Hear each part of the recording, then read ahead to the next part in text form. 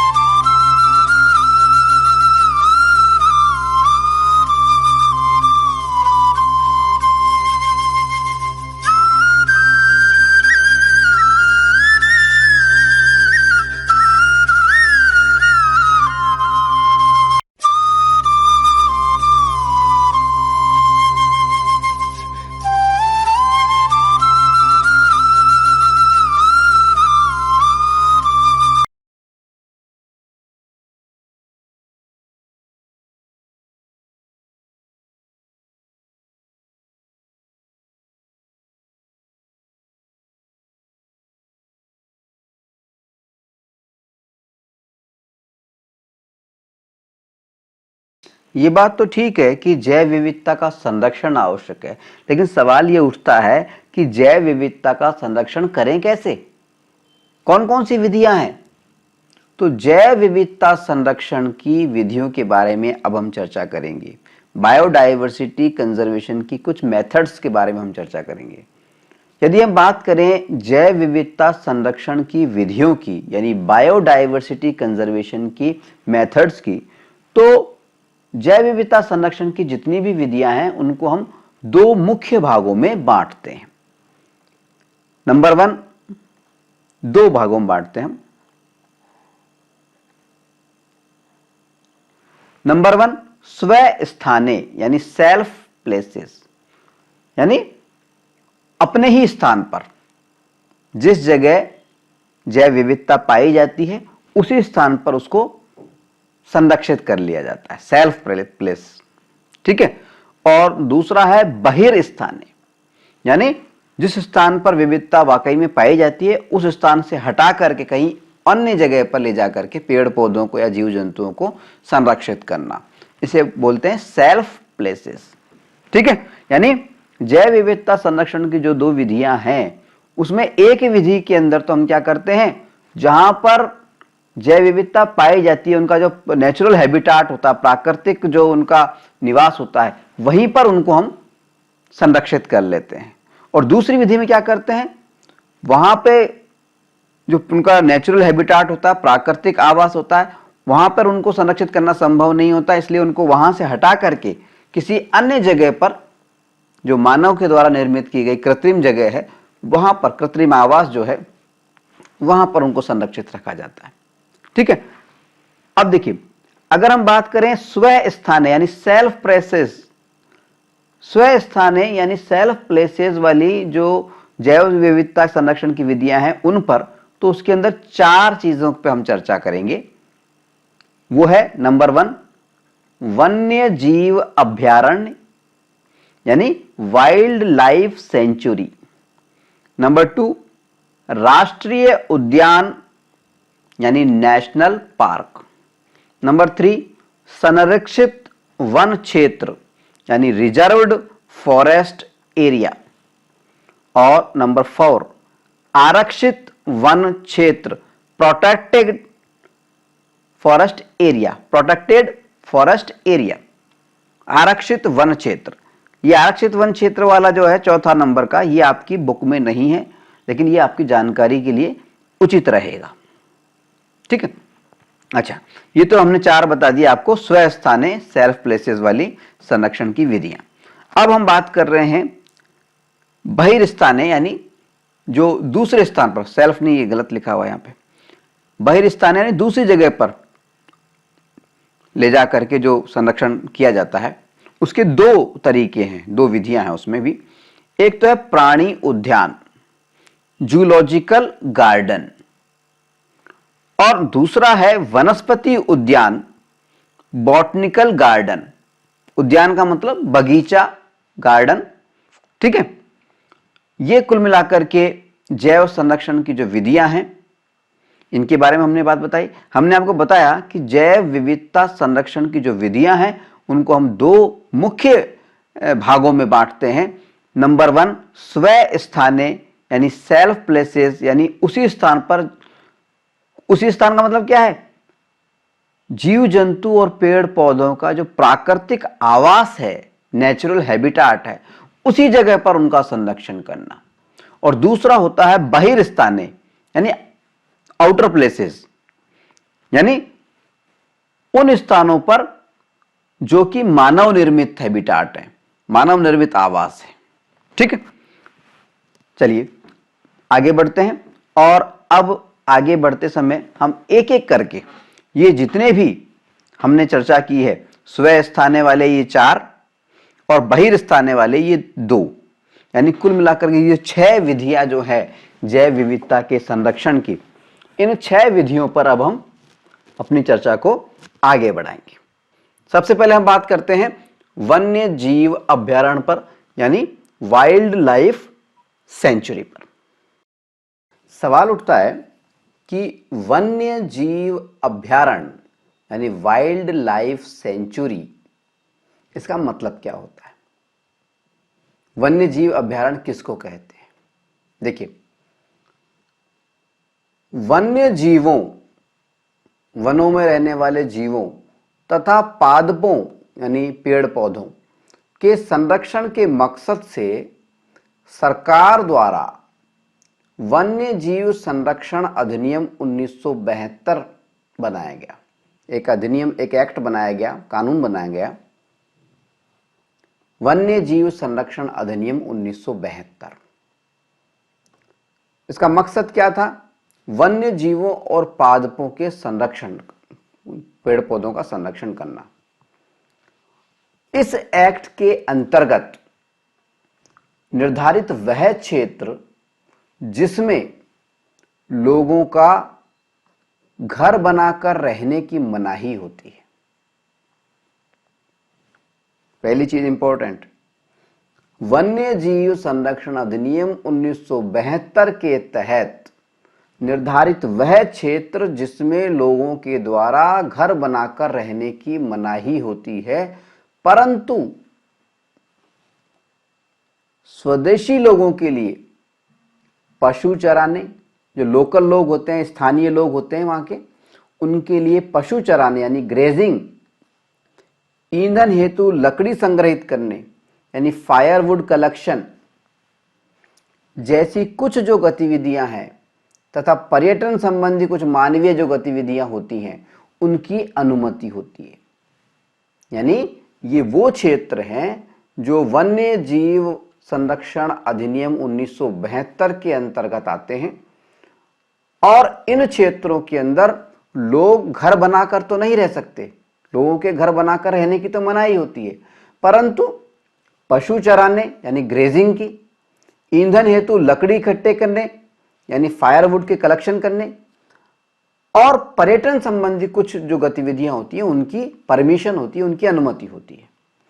ऐसे क्षेत्रों को हम कहते हैं वन्य जीव अभयारण्य, wild life sanctuary. Clear? Wild life sanctuary का मतलब क्या है कि वन्य जीव संरक्षण अधिनियम 1972 के द्वारा घोषित वह क्षेत्र जिसमें लोगों का घर बना करके रहने की तो मनाही होती है, परंतु उनको स्थानीय लोगों को, लोकल लोगों को पशु चराने यानी ग्रेजिंग की, ईंधन हेतु लकड़ी संग्रहित करने यानी फायरवुड कलेक्शन की, और पर्यटन संबंधी जो कुछ गतिविधियां होती हैं उनकी अनुमति होती है। इसको कहते हैं हम वन्य जीव अभयारण्य या वाइल्ड लाइफ सेंचुरी अंग्रेजी में। ठीक है। अच्छा, वन्य जीव अभयारण्य या वाइल्ड लाइफ सेंचुरी ये जो श्रेणी है, श्रेणी के हिसाब से जो हमने दूसरा बताया था राष्ट्रीय उद्यान, जो अब अगली स्टेप पे हम बताएंगे विस्तार से, राष्ट्रीय उद्यान से छोटा होता है, नेशनल पार्क से छोटा होता है। अगर सवाल आ जाए कभी कि नेशनल पार्क का जो कैटेगरी होती है वो बड़ी होती है या वन्य जीव अभयारण्य यानी वाइल्ड लाइफ सेंचुरी की कैटेगरी बड़ी होती है, तो हमारा जवाब होगा कि राष्ट्रीय उद्यान की कैटेगरी बड़ी होती है, वन्य जीव अभयारण्य छोटा होता है। वर्ल्ड वाइल्ड लाइफ सेंचुरी की कैटेगरी जो उसका जो कैटेगरी होती है, उसकी जो श्रेणी होती है वो छोटी होती है। कैसे पता लगा छोटी होती है?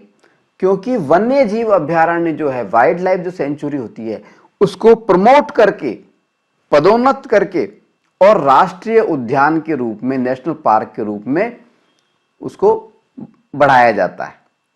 कभी भी नेशनल पार्क रिवर्स हो करके उल्टा वन्य जीव अभयारण्य नहीं बनता।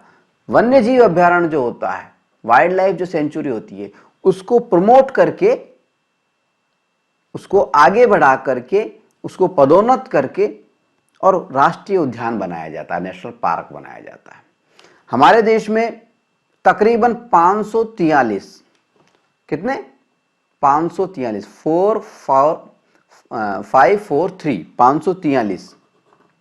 543 वन्य जीव अभयारण्य है। ये संख्या याद रखिएगा।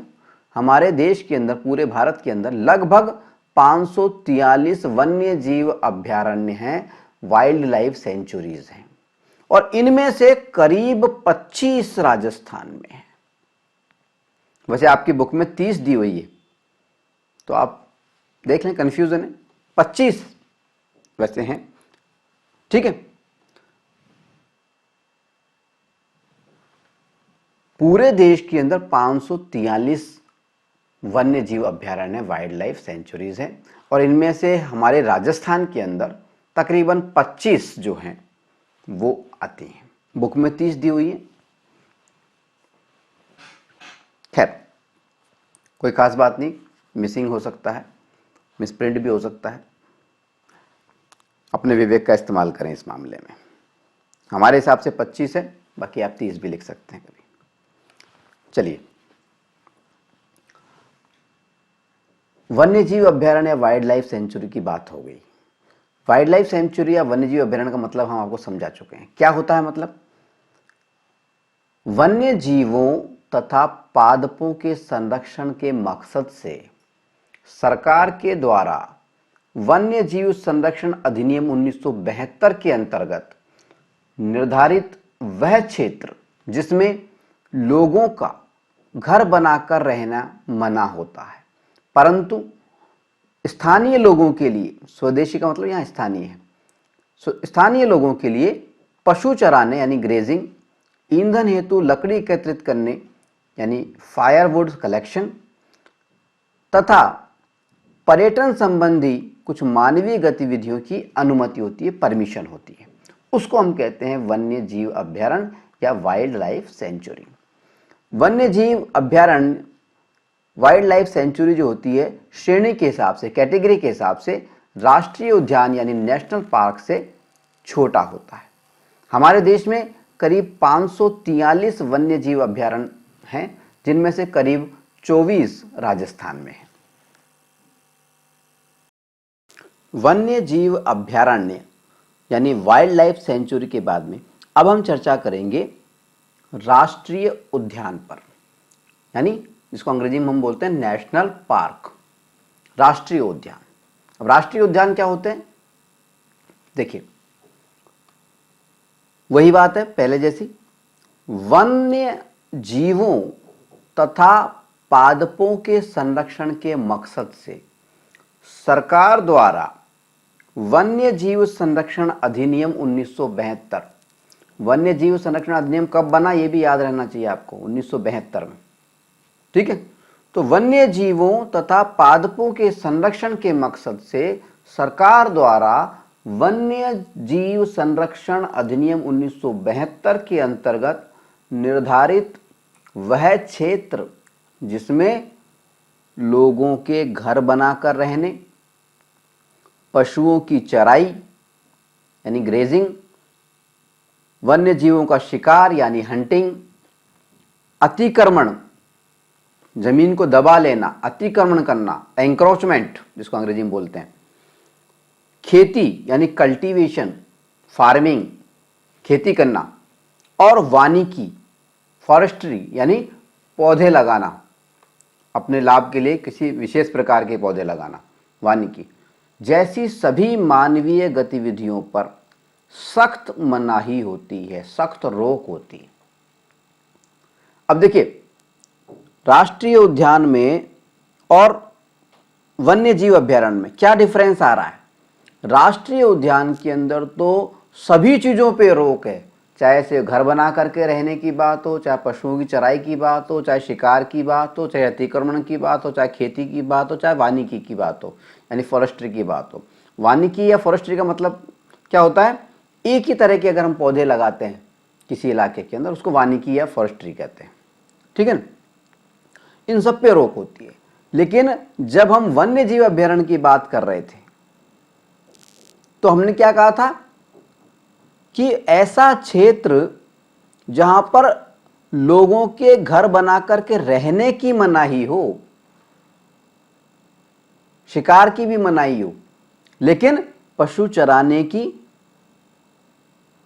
मनाही ना हो, लकड़ी इकट्ठा करने की, जलाने की, जो लकड़ी इकट्ठे करते हैं उसकी इकट्ठा करने की मनाही ना हो, या छोटा मोटा पर्यटन के लिए मूवमेंट जो होता है उसकी मनाही ना हो। लेकिन राष्ट्रीय उद्यान के अंदर घर बनाने की भी मनाही है तो पशुओं को चराने की भी मनाही है, बाकी चीजें तो सबकी है ही। ठीक है ना, तो एक बार फिर से बता देते हैं हम आपको, राष्ट्रीय उद्यान का मतलब है वन्य जीवों तथा पादपों के संरक्षण के मकसद से। उद्देश्य तो सभी चीजों का वही है कि वन्य जीवों और पादपों का, पेड़ पौधों का संरक्षण होना चाहिए, और इसी मकसद से सरकार के द्वारा वन्य जीव संरक्षण अधिनियम 1972 बनाया गया था। और इसी वन्य जीव संरक्षण 1972 के अंतर्गत निर्धारित वह क्षेत्र जिसमें लोगों के घर बनाकर के रहने, पशुओं की चराई यानी ग्रेजिंग, शिकार यानी हंटिंग, अतिक्रमण यानी एनक्रोचमेंट, खेती यानी कल्टीवेशन या फार्मिंग, वानिकी यानी फॉरेस्ट्री आदि जैसी सभी मानवीय गतिविधियों पर सख्त मनाही होती है, सख्त रोक होती है, उसको हम कहते हैं राष्ट्रीय उद्यान, नेशनल पार्क। अब देखिए, हमारे देश के अंदर फिलहाल 103 राष्ट्रीय उद्यान है, नेशनल पार्क है। आपकी बुक में 102 लिखा हुआ है। ठीक है, हमारे देश में यानी भारत में फिलहाल करीब 103 राष्ट्रीय उद्यान हैं, नेशनल पार्क हैं, और इन 103 राष्ट्रीय उद्यानों में से करीब चार जो राष्ट्रीय उद्यान हैं वो राजस्थान में, हमारे राज्य राजस्थान में। ठीक है, ये 4 राष्ट्रीय उद्यान कौन कौन से हैं, नेशनल पार्क कौन कौन से हैं जो राजस्थान में स्थित हैं? वो है नंबर 1 मरु राष्ट्रीय उद्यान, नंबर 2 केवलादेव घना राष्ट्रीय उद्यान, नंबर 3 रणथंभौर राष्ट्रीय उद्यान, और नंबर 4 सरिस्का राष्ट्रीय उद्यान। ये चार जो हैं, मरु राष्ट्रीय उद्यान, केवलादेव यानी घना राष्ट्रीय उद्यान, रणथंबोर राष्ट्रीय उद्यान और सरिस्का राष्ट्रीय उद्यान, ये जो चारों राष्ट्रीय उद्यान हैं ये राजस्थान में मौजूद हैं। कुल मिलाकर पूरे देश में है 103, बुक में आपके दिया हुआ है 102, तो 102 103 विवेक का इस्तेमाल करके जैसा भी सवाल में ऑप्शन हो उस हिसाब से आप सेलेक्ट करें। ठीक है। अच्छा, ये तो बात हो गई कि कुल संख्या 103 है भारत के अंदर, उनमें से राजस्थान के अंदर 4 हैं और चारों के नाम हमने आपको बता दिए। अब हम ऐसा करते हैं, थोड़ा सा एक एक करके राजस्थान में मौजूद इन चारों राष्ट्रीय उद्यानों के बारे में थोड़ी थोड़ी सी जानकारी ले लेते हैं। हालांकि आपको दे नहीं रखी जानकारी, लेकिन आपके ज्ञानवर्धन के लिए बेहद आवश्यक है, तो थोड़ी थोड़ी जानकारी इसको ले लेते हैं।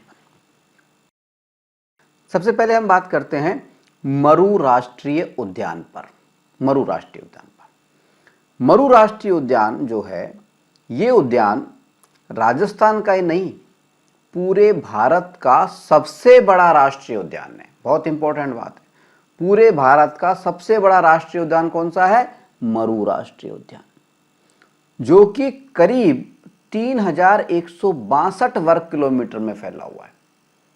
3000 किलोमीटर में फैला हुआ है, 3162 वर्ग किलोमीटर। मरु राष्ट्रीय उद्यान का अधिकांश जो भाग है वो जैसलमेर जिले के अंतर्गत आता है।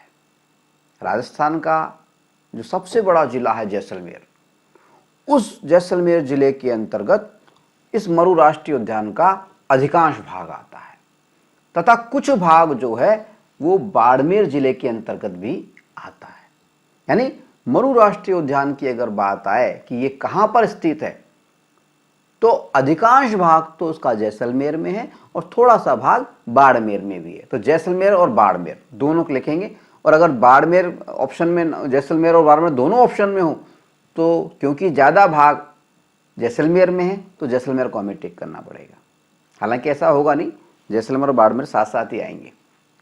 चलिए, अब ये जो मरु राष्ट्रीय उद्यान है, इसकी स्थापना 8 मई 1981 को 1981 को की गई थी। इस नेशनल पार्क में, इस राष्ट्रीय उद्यान में हमें डायनासोर के अंडे मिले थे। डायनासोर एक विलुप्त जंतु है, जो कि वर्तमान में इसका कोई भी प्रतिनिधि जीवित नहीं है। बहुत बड़ा विशालकाय जंतु हुआ करता था।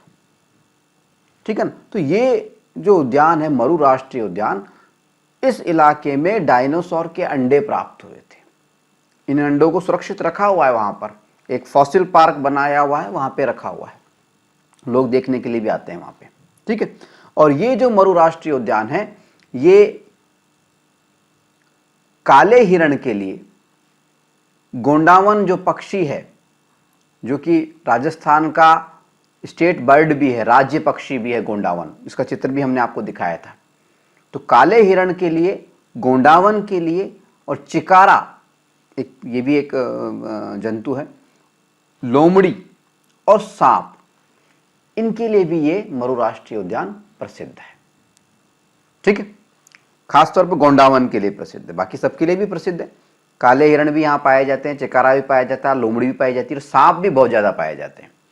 ठीक है, क्लियर। तो ये संक्षिप्त जानकारी मरु राष्ट्रीय उद्यान के बारे में हमने दी। यहाँ पे इंपॉर्टेंट बात इतनी सी है कि मरु राष्ट्रीय उद्यान जो है वो पूरे देश का सबसे बड़ा राष्ट्रीय उद्यान है। राजस्थान का तो है ही, 3162 वर्ग किलोमीटर में फैला हुआ है, और बाड़मेर और जैसलमेर दोनों डिस्ट्रिक्टों में ये आता है। अधिकांश भाग जैसलमेर डिस्ट्रिक्ट में आता है और कुछ भाग बाड़मेर डिस्ट्रिक्ट में आता है। ठीक है। इसकी स्थापना 8 मई 1981 को की गई थी, और इस उद्यान से हमें डायनासोर के अंडे प्राप्त हुए हैं। और यह उद्यान काले हिरण के लिए, राजस्थान का राज्य पक्षी गोंडावन के लिए, चिकारा के लिए, लोमड़ी के लिए और सांपों के लिए भी प्रसिद्ध है। मरु राष्ट्रीय उद्यान के बाद में अब हम बात करते हैं केवलादेव घना राष्ट्रीय उद्यान के बारे में। सबसे पहले सवाल उठता है कि ये है कहां पर। केवलादेव घना राष्ट्रीय उद्यान भरतपुर जिले में स्थित है। यह राष्ट्रीय उद्यान प्रवासी पक्षी का मतलब है वो पक्षी जो दूसरे देश से आते हैं, साइबेरियन सारस, साइबेरियन क्रेन भी कहते हैं, साइबेरियन सारस भी कहते हैं, जिसे हम कुर्जा भी कहते हैं, कुर्जा, बिंदी आती है, कुर्जा, इस तरह का दिखता है साइबेरियन सारस या कुर्जा, इस पक्षी के लिए प्रसिद्ध है। हर वर्ष साइबेरियन सारस यहां पर प्रजनन के लिए आते हैं। यह पक्षी, ये जो साइबेरियन सारस है, साइबेरियन क्रेन है, या जिसको हम कुर्जा भी कहते हैं, यह पक्षी प्रतिवर्ष सर्दियों के मौसम में यहां भारी संख्या में प्रजनन के लिए आते हैं, ब्रीडिंग के लिए आते हैं, बच्चे पैदा करने के लिए आते हैं और गर्मियों में वापस लौट जाते हैं। गर्मियों में वापस चले जाते, सर्दियों में आते हैं और गर्मियों में चले जाते हैं। यह जो उद्यान है, ये जो राष्ट्रीय उद्यान है, केवलादेव घना राष्ट्रीय उद्यान, ये पूरे एशिया महाद्वीप का, हम जानते हैं कि पूरा विश्व में 7 महाद्वीप है, एशिया महाद्वीप का सबसे बड़ी पक्षी प्रजनन स्थली। ये जो केवलादेव घना राष्ट्रीय उद्यान है, ये पूरे एशिया महाद्वीप की, एशिया कॉन्टिनेंटल, महाद्वीप को बोलते हैं कॉन्टिनेंटल, एशिया महाद्वीप की सबसे बड़ी पक्षी प्रजनन स्थली है। यानी वो जगह है जहां पे पक्षी प्रजनन के लिए आते हैं। साइबेरियन क्रेन या कुर्जा के अलावा यह जो उद्यान है, ये जो राष्ट्रीय उद्यान है, ये अजगर के लिए और लाल गर्दन वाले तोतों के लिए भी प्रसिद्ध है। पैरट, लाल गर्दन वाले तोते, उनके लिए भी प्रसिद्ध है। यानी कुल मिला के केवलादेव घना जो राष्ट्रीय उद्यान है, ये भरतपुर में स्थित है और यहाँ पर प्रवासी जो पक्षी है साइबेरियन सारस, जिसे हम साइबेरियन क्रेन भी कहते हैं या कुर्जा भी कहते हैं, ये हर वर्ष सर्दियों में यहाँ पे आते हैं प्रजनन के लिए और गर्मियों में वापस लौट जाते हैं। ये जो उद्यान है, ये पूरे एशिया महाद्वीप की सबसे बड़ी पक्षियों की प्रजनन स्थली है। और ये जो राष्ट्रीय उद्यान है, ये साइबेरियन क्रेन के अलावा, कुर्जा के अलावा, ये अजगर के लिए, बड़े बड़े अजगरों के लिए और लाल गर्दन वाले जो तोते हैं, उनके लिए भी ये राष्ट्रीय उद्यान प्रसिद्ध है। केवलादेव घना राष्ट्रीय उद्यान के बाद में अब हम चर्चा करेंगे रणथंभौर राष्ट्रीय उद्यान पर, रणथंभौर नेशनल पार्क पर। ये जो नेशनल पार्क है रणथंभौर का, यह राष्ट्रीय उद्यान राजस्थान के सवाई माधोपुर जिले में स्थित है। देखो, मरू राष्ट्रीय उद्यान कहाँ पर स्थित था? जैसलमेर और बाड़मेर में। केवलादेव घना राष्ट्रीय उद्यान कहाँ पे था? वो भरतपुर में था। और ये जो रणथंभौर का राष्ट्रीय उद्यान है, ये राजस्थान के सवाई माधोपुर जिले में स्थित है। याद रखने वाली बात है ये, ठीक है। और ये जो राष्ट्रीय उद्यान है सवाई माधोपुर में जो स्थित है, रणथंभौर का राष्ट्रीय उद्यान, ये टाइगर के लिए यानी बाघ के लिए, बाघ कैसा होता है? धारी वाला, वो हमने बता दिया है आपको। चीता और बाघ में भी अंतर बता दिया है आपको, ठीक है। टाइगर के लिए यानी बाघ के लिए प्रसिद्ध है। यहाँ पे खास बात यह है कि ये जो रणथंभौर का राष्ट्रीय उद्यान है, राजस्थान का पहला फर्स्ट टाइगर रिजर्व प्रोजेक्ट है। यानी बाघों के संरक्षण के लिए जो परियोजना बनाई गई थी, वो पहली परियोजना है रणथंभौर राष्ट्रीय उद्यान, राजस्थान की, भारत की नहीं, राजस्थान की। भारत के हिसाब से देखें तो यह भारत का सबसे छोटा टाइगर रिजर्व प्रोजेक्ट भी है। पहला तो है, राजस्थान का पहला है, लेकिन भारत का सबसे छोटा टाइगर रिजर्व प्रोजेक्ट भी है, ठीक है। और इस उद्यान को, रणथंभौर राष्ट्रीय उद्यान को लैंड ऑफ टाइगर्स यानी बाघों की भूमि भी कहा जाता है, ठीक है। अब बात करते हैं राजस्थान में पाए जाने वाले चौथे और अंतिम राष्ट्रीय उद्यान की, जिसका नाम है सरिस्का राष्ट्रीय उद्यान। ये जो सरिस्का राष्ट्रीय उद्यान है, राजस्थान के अलवर जिले में मौजूद है, अलवर जिले में स्थित है। और ये जो सरिस्का राष्ट्रीय उद्यान है ये राजस्थान का दूसरा टाइगर रिजर्व प्रोजेक्ट है। पहला कौन सा था? रणथंभौर वाला। ये दूसरा है टाइगर रिजर्व प्रोजेक्ट है। और ये जो उद्यान है सरिस्का वाला, ये बाघों के अलावा, बाघों के लिए तो प्रसिद्ध है ही, टाइगर के लिए तो है ही, टाइगर रिजर्व प्रोजेक्ट नाम आ रहा है पहले से ही, तो बाघों के अलावा हरे कबूतर भी यहाँ पाए जाते हैं, तो हरे कबूतरों के लिए भी ये प्रसिद्ध है। ठीक है। सरिस्का राष्ट्रीय उद्यान कहाँ पे स्थित है? अलवर जिले में। इसकी खास बात क्या है कि राजस्थान का दूसरा टाइगर रिजर्व प्रोजेक्ट है, बाघों के संरक्षण की परियोजना है। ठीक है। और बाघों के अलावा यहाँ पर हरे कबूतर भी पाए जाते हैं, उनके लिए भी ये सरिस्का राष्ट्रीय उद्यान प्रसिद्ध है। राजस्थान के राष्ट्रीय उद्यानों की चर्चा के बाद में, राजस्थान के नेशनल पार्क्स की चर्चा के बाद में, अब हम बात करेंगे भारत के कुछ प्रमुख राष्ट्रीय उद्यानों पर, नेशनल पार्कों पर।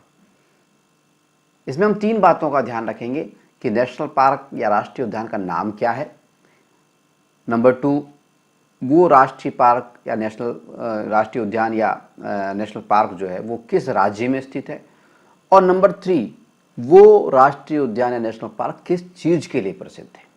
ठीक है। सबसे पहले हम बात कर रहे हैं नंबर 1। नंबर 1 है बांधवगढ़ राष्ट्रीय उद्यान। पहला सवाल तो ये उठता है कि बांधवगढ़ राष्ट्रीय उद्यान कहां पर है? जवाब है बांधवगढ़ राष्ट्रीय उद्यान है मध्य प्रदेश में, जो कि बाघों के लिए प्रसिद्ध है, टाइगर्स के लिए प्रसिद्ध है। ठीक है। नंबर 2 कान्हा राष्ट्रीय उद्यान। कान्हा राष्ट्रीय उद्यान कहां पर है? वही सवाल वापस से, कान्हा राष्ट्रीय उद्यान है मध्य प्रदेश के अंदर। यानी बांधवगढ़ और कान्हा दोनों राष्ट्रीय उद्यान हैं, और दोनों के दोनों राष्ट्रीय उद्यान मध्य प्रदेश में मौजूद हैं, और दोनों के दोनों ही टाइगर के लिए प्रसिद्ध है, बाघ के लिए प्रसिद्ध है। क्लियर। तीसरा राष्ट्रीय उद्यान है बांदीपुर राष्ट्रीय उद्यान। वो बांधवगढ़ था, ये बांदीपुर है। बांदीपुर राष्ट्रीय उद्यान कहां पर है? ये कर्नाटक में है, और ये भी टाइगर के लिए ही प्रसिद्ध है, बाघ के लिए प्रसिद्ध है। ठीक है। नंबर 4 गिर राष्ट्रीय उद्यान। गिर राष्ट्रीय उद्यान, गिर राष्ट्रीय उद्यान जो है ये गुजरात में मौजूद है, गुजरात में है। और जो एशियाटिक सिंह है, एशियाई शेर है, सिंह है, उसके लिए प्रसिद्ध है। हमने आपको बताया था ना एशियाई सिंह कैसा होता है, दाढ़ी सी होती है, चित्र दिखाया था आपको।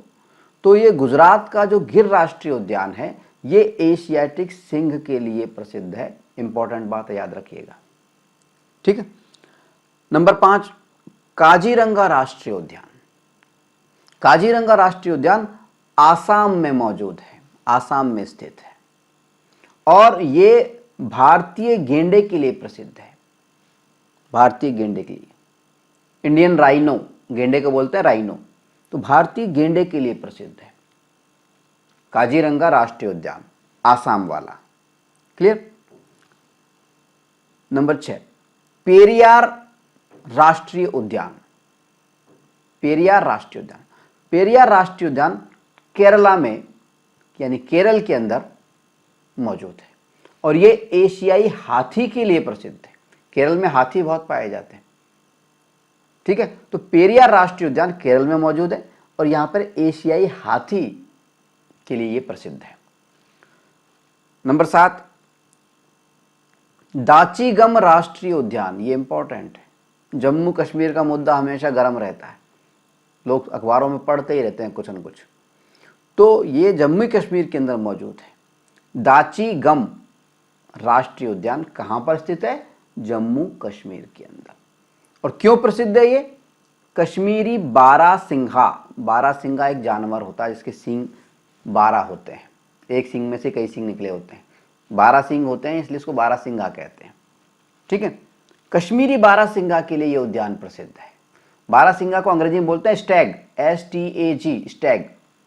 कश्मीरी स्टैग के लिए या कश्मीरी बारासिंघा के लिए ये प्रसिद्ध है दाचीगम राष्ट्रीय उद्यान।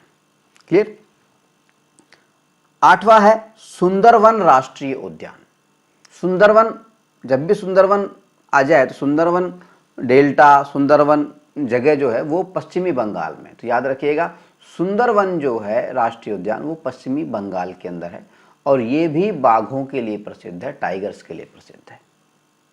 ठीक है, तो अगर हम इस लिस्ट पे गौर करें, जिस पे अभी हमने आपसे चर्चा की है, इस लिस्ट में 4 जो राष्ट्रीय उद्यान हैं वो टाइगर के लिए प्रसिद्ध है। कौन कौन से हैं ये 4, ये नोट कीजिएगा। सवाल आ सकता है कि इनमें से कौन सा टाइगर के लिए प्रसिद्ध नहीं है, इस तरह से घुमा करके आ जाता है। तो कौन कौन से हैं टाइगर के लिए प्रसिद्ध? बांधवगढ़ ये टाइगर के लिए प्रसिद्ध है, कान्हा ये टाइगर के लिए प्रसिद्ध है, बांदीपुर ये भी टाइगर के लिए प्रसिद्ध है, और अभी हमने बताया सुंदरवन राष्ट्रीय उद्यान ये भी टाइगर के लिए प्रसिद्ध है। तो ये 8 जो हमने बताया, 8 में से 4 तो टाइगरों के लिए प्रसिद्ध है, बाघों के लिए प्रसिद्ध है। ठीक है, अब बाकी की जो 4 बचे उन पे भी गौर कर लें। एक है शेर के लिए, एशियाटिक शेर, एशियाई शेर, सिंह, उसके लिए प्रसिद्ध, वो है गुजरात का गिर राष्ट्रीय उद्यान। ठीक है, एक है भारतीय गेंडे के लिए प्रसिद्ध, इंडियन राइनो के लिए प्रसिद्ध, वो है आसाम का काजीरंगा राष्ट्रीय पार्क। और एक है एशियाई हाथी के लिए, एलिफेंट के लिए, वो कौन सा है? वो है केरल का पेरियार राष्ट्रीय उद्यान। और चौथा वो है कश्मीरी बारासिंगा के लिए प्रसिद्ध। कश्मीरी शब्द हटा देगा क्वेश्चन वाला, सिर्फ बारासिंगा के लिए प्रसिद्ध बोलेगा। तो वो कहाँ पे है? तो कश्मीर में दाचीगम राष्ट्रीय उद्यान, जम्मू एंड कश्मीर का। ठीक है, क्लियर? तो ये भारत के कुछ प्रमुख राष्ट्रीय उद्यान हैं जिनके बारे में जानना हमारे लिए बेहद आवश्यक था। वन्य जीव अभ्यारण्य यानी वाइल्ड लाइफ सेंचुरी और राष्ट्रीय उद्यान यानी नेशनल पार्क, इन दोनों की चर्चा तो हमने कर ली है। अब हम बात करेंगे संरक्षित वन क्षेत्र पर यानी रिजर्व्ड फॉरेस्ट एरिया पर। यहां पे परिभाषा जो हम देंगे उसमें मामूली सा अंतर है। अंतर क्या है? अब तक हम जो बात कर रहे थे वो वन्य जीव संरक्षण अधिनियम 1972 की बात करते थे, चाहे से वो वन्य जीव अभ्यारण्य की बात हो चाहे राष्ट्रीय उद्यान की बात हो। दोनों में हम अधिनियम कौन सा लेते थे? वन्य जीव संरक्षण अधिनियम 1972।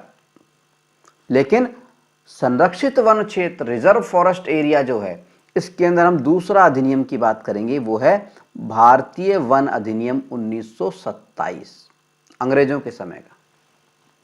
ठीक है, संरक्षित वन क्षेत्र रिजर्व फॉरेस्ट एरिया भारतीय वन अधिनियम 1927 के अंतर्गत सरकार द्वारा निर्धारित वह क्षेत्र है जिसमें सभी मानवीय गतिविधियां, इंपॉर्टेंट है ये चीज, सभी मानवीय गतिविधियां जैसे पशुओं की चराई, शिकार, पशु की चराई को बोलते हैं ग्रेजिंग, शिकार यानी हंटिंग, अतिक्रमण यानी एंक्रोचमेंट, किसी की जमीन दबा लेना,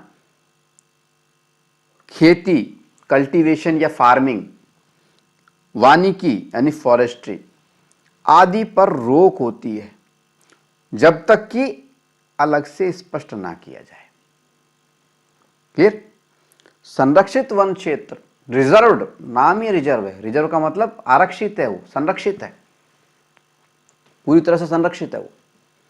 यानी इस क्षेत्र के अंदर ये संरक्षित जो वन क्षेत्र है ये भारतीय वन अधिनियम 1927 के अंतर्गत बनाए गए हैं और इस अधिनियम के अंतर्गत निर्धारित वह क्षेत्र जिसमें सभी प्रकार की मानवीय गतिविधियां, टोटल मानवीय गतिविधियां, उन पर रोक होती है जब तक कि अलग से नहीं लिख करके बता दिया जाए, जब तक कि अलग से परमिशन ना दे दी जाए। सभी मानवीय गतिविधियां, चाहे से वो पशुओं की चराई हो, चाहे वो शिकार हो, चाहे अतिक्रमण हो, चाहे खेती हो, चाहे वानिकी हो, सभी पर रोक होती है। यहाँ पे संरक्षित वन क्षेत्र में या रिजर्व फॉरेस्ट एरिया में दो ही बातें समझने की है। पहली चीज़ तो ये है कि ये भारतीय वन अधिनियम 1927 के अंतर्गत निर्धारित किया जाता है। दूसरी चीज़ ये है कि इस क्षेत्र के अंदर सभी मानवीय गतिविधियां, हर तरह की मानवीय गतिविधियां जो होती हैं उन पर रोक होती है जब तक कि अलग से कोई परमिशन या अलग से कोई क्लोज लिखा ना जाए। क्लियर? संरक्षित वन क्षेत्र यानी रिजर्व फॉरेस्ट एरिया के बाद में अब हम इससे मिलते जुलते ही दूसरे एरिया पे बात करेंगे जो आपकी बुक में तो नहीं है लेकिन आपको जानना जरूरी है। वो है आरक्षित। संरक्षित और आरक्षित में देखने में एक जैसे नजर आते हैं। संरक्षित को अंग्रेजी में हम बोलते हैं रिजर्व्ड। जैसे कोई सीट हम रिजर्व कर लेते हैं ना, उस पर कोई दूसरा नहीं बैठ सकता। ठीक है? यह है आरक्षित यानी प्रोटेक्टेड, अंग्रेजी में बोलते हैं प्रोटेक्टेड। आरक्षित वन क्षेत्र, प्रोटेक्टेड फॉरेस्ट एरिया, यह क्या होता है? बिल्कुल लगभग वो की वो बात है। संरक्षित वन क्षेत्र और आरक्षित वन क्षेत्र, रिजर्व्ड फॉरेस्ट एरिया और प्रोटेक्टेड फॉरेस्ट एरिया में मामूली सा अंतर है। अंतर सिर्फ इतना सा है कि संरक्षित वन क्षेत्र जो होता है उसके अंदर तो सभी मानवीय गतिविधियों पर रोक होती है जब तक कि अलग से कुछ परमिशन ना दे दी जाए, जबकि आरक्षित वन क्षेत्र में उल्टा होता है। आरक्षित वन क्षेत्र में यानी प्रोटेक्टेड फॉरेस्ट एरिया में सभी मानवीय गतिविधियों की अनुमति होती है, रोक नहीं होती है, अनुमति होती है, परमिशन होती है, जब तक कि अलग से कोई बात स्पष्ट ना की जाए, जब तक कि अलग से कोई रोक ना लगा दी जाए। ठीक है? तो आरक्षित वन क्षेत्र की परिभाषा क्या हुई? भारतीय वन अधिनियम 1927 के अंतर्गत सरकार द्वारा निर्धारित वह क्षेत्र जिसमें सभी मानवीय गतिविधियों जैसे पशुओं की चराई ग्रेजिंग, शिकार हंटिंग, अतिक्रमण एनक्रोचमेंट, खेती कल्टीवेशन, वानिकी फॉरेस्ट्री आदि की अनुमति होती है, जब तक कि अलग से स्पष्ट ना हो जाए, स्पष्ट ना किया जाए। इसमें हंटिंग वाला गड़बड़ है, हंटिंग की नहीं होती अनुमति। ठीक है? शिकार की नहीं होती, बाकी सबकी अनुमति होती है। शिकार की भी नहीं होती, अतिक्रमण की भी नहीं होती होने को तो। ठीक है ना? खेती कर सकता है, वानिकी कर सकता है, पशुओं की चराई कर सकता है। शिकार और अतिक्रमण तो वैसे ही इलॉजिकल है, गड़बड़ है, तो इसकी नहीं होती है। ठीक है ना? तो भारतीय वन अधिनियम 1927 के अंतर्गत सरकार द्वारा निर्धारित वह क्षेत्र जिसमें सभी मानवीय गतिविधियों की अनुमति होती है जब तक कि अलग से स्पष्ट ना किया जाए। अलग से स्पष्ट में ये बातें आ जाएंगी, शिकार और अतिक्रमण, ये अलग से स्पष्ट कर देते हैं इसके अंदर। ठीक है? क्लियर? चलिए आगे बढ़ते हैं।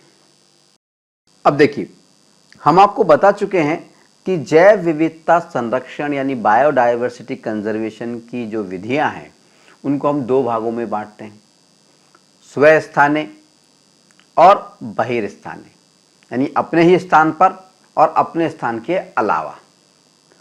स्वस्थाने के अंदर हमने चार बातें आपको बताई थी, चार विधियां, चार मेथड बताए थे।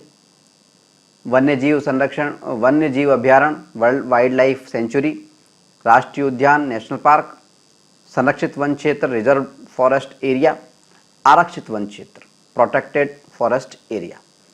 इसकी हम सबकी, इन सबकी हम बातचीत कर चुके हैं। अब हम बात करेंगे बहिर्स्थानों की, यानी उन स्थानों पर प्राकृतिक हैबिटाट जो है, प्राकृतिक आवास जो हैं जंतुओं की और पौधों की, उनकी बजाय मानव द्वारा निर्मित जो आवास हैं उनके ऊपर जो हम संरक्षण करते हैं जैव विविधता का, उन पर इसके अंदर दो बातें आ जाती हैं, दो विधियां आ जाती हैं। एक तो आता है प्राणी उद्यान जूलॉजिकल गार्डन, और दूसरा आता है वनस्पति उद्यान यानी बॉटनिकल गार्डन। एक एक करके हम इन दोनों पर चर्चा करेंगे। पहले हम बात करेंगे प्राणी उद्यान पर यानी जूलॉजिकल गार्डन पर। सवाल उठता है कि प्राणी उद्यान या जूलॉजिकल गार्डन आखिर होता क्या है। देखिए, वह स्थान जहां पर जीव जंतुओं को बाड़ों में यानी पिंजरों में रखा जाता है, उसको हम प्राणी उद्यान या जूलॉजिकल गार्डन कहते हैं। प्राणी उद्यान या जूलॉजिकल गार्डन को हम सामान्य भाषा में जू, ZOO जू, या हिंदी में चिड़ियाघर के नाम से भी जानते हैं। अब सवाल उठता है कि प्राणी उद्यान में, जूलॉजिकल गार्डन्स के अंदर जीव जंतुओं को आखिर क्यों रखा जाता है? तो उसके दो मुख्य कारण हैं, दो मुख्य मकसद से रखा जाता है उन को। पहला मकसद है आम जनता के सामने प्रदर्शन करना, आम जनता के सामने उन चीजों को उनको दिखाना। और दूसरा मकसद होता है जो लुप्त प्राय हो गए हैं प्राणी, लुप्त प्राय का मतलब एक्सटिंक्ट इन द वाइल्ड, प्राकृतिक आवासों में, जंगलों में जो सामान्य, जो उनका जो प्राकृतिक आवास हैं वहां पे वो नष्ट हो गए हैं और उनको संरक्षित करने की आवश्यकता है। उनकी संख्या तेजी से घट रही है। ठीक है, तो लुप्त प्राय श्रेणी के या प्राकृतिक आवासों में जो विलुप्त हो गए हैं उस श्रेणी के जो जीव जंतु हैं उनका प्रजनन कराना। ठीक है, ये मकसद, दो मकसद होते हैं ये वाले। ठीक है, अब आम जनता के सामने प्रदर्शन की क्या आवश्यकता है? उसके भी तीन मकसद है। आम जनता के सामने प्रदर्शन का पहला मकसद है कि जीव जंतुओं के बारे में आम जनता को जानकारी देना। दूसरा मकसद होता है प्रदर्शन का आम जनता के सामने पर्यावरण संरक्षण के प्रति जागरूकता फैलाना। और तीसरा मकसद होता है आम जनता के सामने प्रदर्शन का, वो होता है वन्य जीवों के प्रति लोगों के मन में लगाव पैदा करना। क्लियर? तो अगर कोई आपसे पूछे प्राणी उद्यान या जूलॉजिकल गार्डन या जू या चिड़ियाघर आखिर क्या होते हैं, तो हम बोलेंगे कि वो स्थान जहां पर जीव जंतुओं को बाड़ों में यानी पिंजरों में रखा जाता है। दो मुख्य मकसदों से रखा जाता है। पहला मकसद होता है आम जनता के सामने उनका प्रदर्शन करना। दूसरा मकसद होता है जो लुप्त प्राय जो जीव जंतु हैं उनका प्रजनन करवाना। ठीक है, और आम जनता के सामने जो प्रदर्शन करते हैं उसके भी तीन मकसद होते हैं। पहला तो ये कि जीव जंतुओं के बारे में लोगों को जानकारी देना। दूसरा होता है कि पर्यावरण संरक्षण के प्रति जागरूकता फैलाना। और तीसरा होता है वन्य जीवों के प्रति लोगों के मनों में प्रेम पैदा करना, लगाव पैदा करना। ठीक है, तो ये तो बात हो गई हमारी प्राणी उद्यान की यानी जूलॉजिकल गार्डन की। अब हम बात करते हैं वनस्पति उद्यान पर यानी बॉटनिकल गार्डन पर। प्राणी उद्यान में तो क्या जीव जंतु होते हैं और वनस्पति उद्यान में यानी बॉटनिकल गार्डन में क्या होते हैं? पेड़ पौधे होते हैं। क्लियर? अब देखिए, वनस्पति उद्यान की स्थापना प्राकृतिक रूप से लुप्त प्राय जो कि लगभग लुप्त होने वाली हैं और संकटापन्न एंडेंजर्ड जो पादप की प्रजातियां हैं, दो तरह की श्रेणियों की बात हो रही है। एक तो लुप्त प्राय की हो रही है और एक संकटापन्न की बात हो रही है। तो वनस्पति उद्यान की या बॉटनिकल जो गार्डन है उसकी स्थापना प्राकृतिक रूप से लुप्त प्राय एवं संकटापन्न पादप प्रजातियों के संरक्षण के लिए बीज बैंक के रूप में की जाती है। बीज बैंक के रूप में की जाती है। वनस्पति उद्यान या बॉटनिकल गार्डन का उद्देश्य क्या है? लुप्त प्राय और संकटापन्न पादप की जो प्रजातियां हैं उनके संरक्षण के लिए बीज बैंक का काम करना, यानी उनके बीजों को सुरक्षित रखना, बीज बनाना और उनको सुरक्षित रखना। क्लियर? पूरे संसार में, पूरे विश्व में तकरीबन 1600 यानी 1600 वनस्पति उद्यान है, बॉटनिकल गार्डन है। भारत का एक प्रमुख वनस्पति उद्यान है जिसका नाम है जगदीश चंद्र बोस उद्यान। सवाल आ सकता है कि अगर जगदीश चंद्र बोस वनस्पति उद्यान लिखा हुआ जाएगा तो आप पहचान जाएंगे। सवाल इस तरह से आ सकता है कि भारत में जो एक प्रमुख वनस्पति उद्यान है, बॉटनिकल गार्डन है, उसका नाम किस वैज्ञानिक के नाम पर लिखा गया है, रखा गया है? तो हम बोलेंगे जगदीश चंद्र बोस के आधार पर। ठीक है। अब सवाल आधा भी आ सकता है कि भाई जगदीश चंद्र बोस उद्यान कहां पर है, तो हम कह देंगे पश्चिमी बंगाल, वेस्ट बंगाल में हावड़ा जिले के शिवपुर जो जगह है वहां पर स्थित है। ठीक है। पूरे विश्व में 1600 वनस्पति उद्यान है, 1600 वनस्पति उद्यान है, बॉटनिकल गार्डन है। और भारत में भी एक वनस्पति उद्यान है जो महत्वपूर्ण है, प्रमुख है। उसका नाम है जगदीश चंद्र बोस उद्यान, जो कि पश्चिमी बंगाल राज्य में हावड़ा जिले के और शिवपुर नाम का जो स्थान है वहां पर स्थित है। ठीक है। और ये जो स्थान है जगदीश चंद्र ये जो गार्डन है जगदीश चंद्र बोस उद्यान, ये उद्यान करीब 269 एकड़ में फैला हुआ है। एकड़ बार बार में कभी गणित में आता है, तरह तरह से आपके जीवन में ये इस शब्द का उल्लेख होगा। एकड़ क्या चीज है? एकड़ जमीन को नापने की एक अमेरिकी यूनिट है, अमेरिकी पैमाना है, अमेरिकी इकाई है। देखने में लगता है हिंदुस्तानी है, लेकिन ये एकड़ जो है ना हकीकत में अमेरिकन यूनिट है, अमेरिकी इकाई है जमीन को नापने की। जमीन को नापा जाता है एकड़ के अंदर। अब 1 एकड़ का मतलब क्या होता है? खेतों की जब नपाई होती है तो एकड़ बोलते हैं उसको। 1 एकड़ का मतलब होता है 4047 वर्ग मीटर। 1 एकड़ के अंदर कितना क्षेत्रफल शामिल होता है, कितनी जमीन शामिल होती है? 4047 वर्ग मीटर। इस क्षेत्रफल को हम कहते हैं 1 एकड़। और एकड़ क्या है? अमेरिकी यूनिट है जमीन को नापने की। ये आपको याद रखना चाहिए क्योंकि ये बार बार आएगा, आगे वाली क्लासों में भी आएगा। आपके यहाँ भी जो आसपास ज़मीनें हैं उनकी जो नाप होती है वो एकड़ में आती है। ठीक है ना। तो एकड़ का मतलब आप याद रखें, एकड़ का मतलब होता है 4047 मीटर का जो क्षेत्रफल है वो। और एक यहाँ पे थोड़ी जानकारी और दे देते हैं, एक शब्द और आता है बीघा। हालांकि आपके कोर्स में नहीं, लेकिन जानकारी दे देते हैं। बीघा, बीघा, घैसे घड़ी यहाँ बना देता हूँ। बीघा, 1 बीघा, 2 बीघा जमीन के अंदर आता है ये नाम, आपने सुना होगा। 1 बीघा के अंदर 3025 वर्ग मीटर होते हैं। 3025 वर्ग मीटर। एकड़ में कितने होते हैं? 4047। स्पष्ट है कि बीघा छोटा होता है और एकड़ बड़ा होता है। बीघा और एकड़ दोनों के दोनों जमीन को नापने की इकाई हैं, यूनिट हैं, पैमाना है। ठीक है। बीघा में 3025 वर्ग मीटर आता है क्षेत्रफल और एकड़ के अंदर 4047 वर्ग मीटर का क्षेत्रफल आता है। चलिए, ये तो जनरल बात हो गई। यहाँ पे जाते जाते आगे बढ़ने से पहले एक छोटी जानकारी और दे दें कि एक चीज और होती है, आखेट निषेध क्षेत्र। आखेट निषेध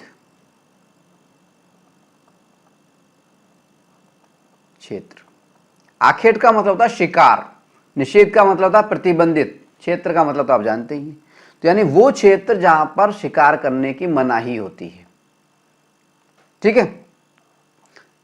तो राजस्थान में 4 आखेट निषेध क्षेत्र हैं। इस पे सवाल आ सकता है कभी कि राजस्थान में कितने आखेट निषेध क्षेत्र हैं, तो उनकी संख्या है 4। ठीक है। चलिए आगे बढ़ते हैं।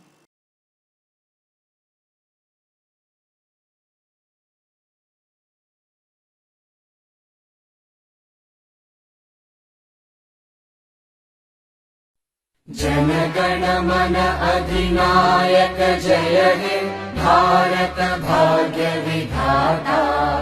पंजाब सिंध गुजरात मराठा द्राविड उत्कल बंगा।